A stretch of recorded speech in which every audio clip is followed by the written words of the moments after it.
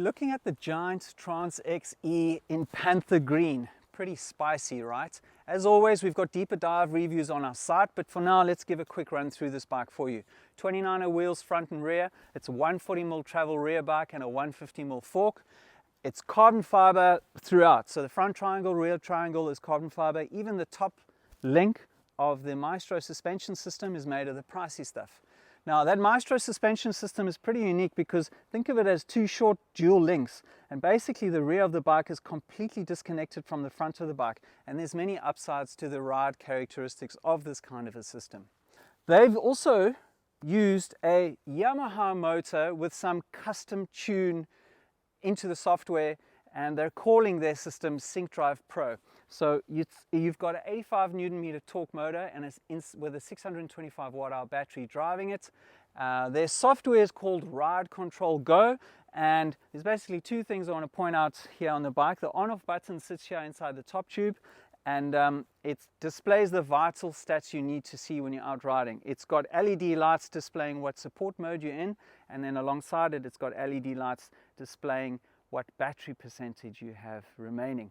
The controller sits next to the sits next to the left thumb and is a super minimalist design that's absolutely amazing. In fact, when you look at the cockpit, you can barely see that it is an e-bike. The system has 5 support modes, and there's a giant app which has almost infinite tune options available for those support modes.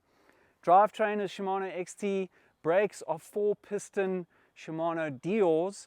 The bike comes with wide bars, a short stem, long dropper post, robust alloy wheels.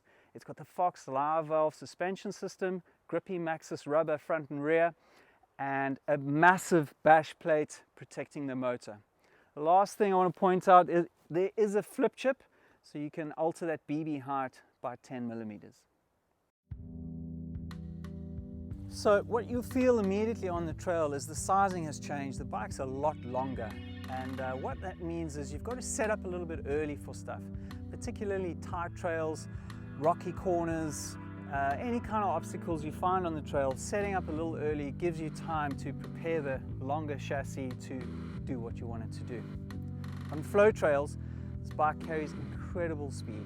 It's surprisingly agile and very easy to make corrections on bad line choices. The Sync Drive support system has an incredibly smooth, linear, lacquer power delivery system. The power comes on in a very natural manner. It doesn't ramp up, particularly when using the lower support settings. It's a monster truck. It absolutely eats up any obstacles in its path.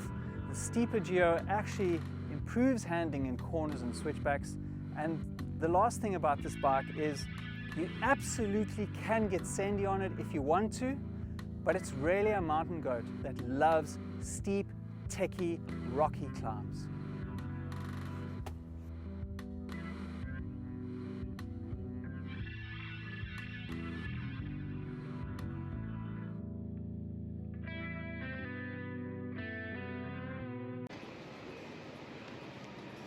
So instead of an ultimate range test for this Trance X E, I decided to do 2 back-to-back rides in different settings and see what kind of battery percentage I used. So it's more a range experiment than a range test. I've got a whole lot of data here, but I'm going to give you the outcome right now. There's 2 outcomes really. The first one, if you finish your bike ride in Cape Town's busiest dog park, you're very likely going to get a fresh one squished into your tire, okay? The second thing is, and it's something that you'd probably expect, but the number surprised me. So I used 9% more battery riding with the suspension in a firmer setting than I did when the suspension was in a more open setting. So that's quite interesting. I mean, you'd think that's the case, but 9% is quite a lot of battery. Okay, so here's what I did. I picked my popular route from my home. It's like the best of Cape Town single track. It's 33 kilometers, 900 meters. Takes about an hour 45. I used the same support mode, which is the, what is it called? The sport mode. Same support mode. It's called sport mode. It's the 4th highest support mode. I used the factory settings, The first ride I ran live valve in the most open setting, in other words, the lowest threshold, and it activates. And then the second ride, I did the same support mode, same settings, but I put the live valve setting into the firmest or hardest setting. And ride 1, I finished with 31% battery. Ride 2, I finished with 22% battery. So net takeout is the bike is 9% less efficient if you're riding suspension super firm / almost locked out on super rocky trails. Now that's kind of what I expected it to be less efficient, but I didn't expect it to be 9% less efficient. So that's maybe some useful data for anyone who's thinking of doing some big rides on this bike and on any bike. Is if as soon as it gets very rocky, you want to keep that suspension as active as possible. And in terms of the total range on this bike, if I compare the numbers I achieved today with different systems, so like the Bros system and the Bosch system and the Shimano system, thank you, the numbers all stack up and they all compare, they're all very similar. So that's with a 625 watt hour battery in this Giant. You obviously can bump that up to 800 watt hour battery. You can replace the 625 watt hour with an 800 watt hour internal battery. And on top of the 800 watt hour battery, you can add a 250 watt hour range extender. That will give you massive range on this Trance. And I think on smooth roads in stage racing, 1050 watts is going to be an absolute winner.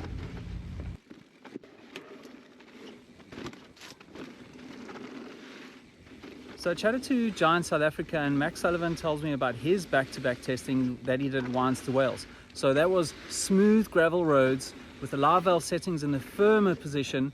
The battery efficiency improved by 18%, which is quite significant. Now, obviously, there's a lot of parameters and things you can't control in these range tests, but the data is still very interesting and hopefully useful for you if you're looking to get big range rides done and the most distance out of your bike.